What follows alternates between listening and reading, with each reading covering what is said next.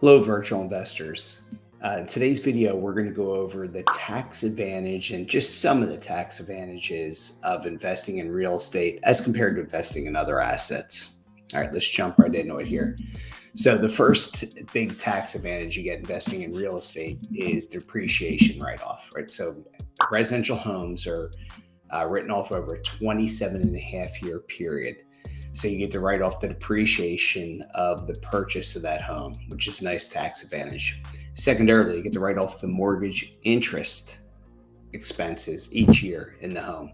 And then the other things you get to write off are the real estate taxes and then the homeowner's insurance. Now let's talk about some of the other things you can do. You have property maintenance and management that you get to write off. So lawn mowing services, snow removal, any of those types of maintenance can be written off in that year that you take them in. Now, other things, if you buy equipment to mow that yard, well, then that's not going to be able to be written off fully in that year. That's going to be done over a certain amount of time. You have to check with your accountant on that. Any kind of equipment that you get, again, not 100% right off that year. It's written off over a period of time, whatever the useful life of a lawnmower, tractor, or whatever the piece of equipment would be.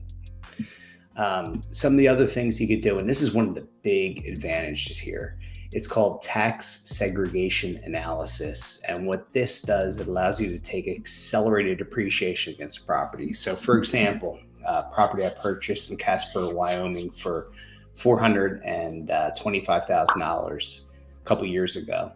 I could get a complete renovation of this home. So instead of a 27 and a half year period of time, I was able to accelerate it. And in 2020, write off $121,338 worth of expenses. And in 2021, another $60,750 in accelerated depreciation of those renovations that were done. And it's usually over a 3 to 5 year period. They get to write these off. That gives you a bonus depreciation.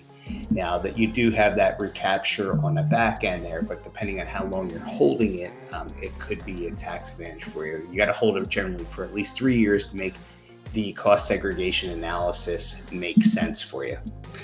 Those are some of the big ones. There are many other factors too, but remember, if you're a wholesaler, all that income is short-term capital gain income on a wholesaling. So if you don't have a rental property to write off against that, that's all going to count as income for you. So there's a lot of different things that you could do. You want to check with your accountant. A lot of things you can write off. There's home office use if you use a part of your home for business purposes and have files and storage, whether you have if you're a contractor, obviously, if you use your garage for storage of your tools and things like that, you can write off a percentage of your home, write off a percentage of your utilities. And there's just a lot of nice advantages to it. A lot of home-based businesses offer that, not just real estate, but real estate does offer, it is the most tax advantaged asset out there, no doubt. And it will continue to be moving forward unless there's radical changes written into the tax code. All right, guys, catch you in the next video.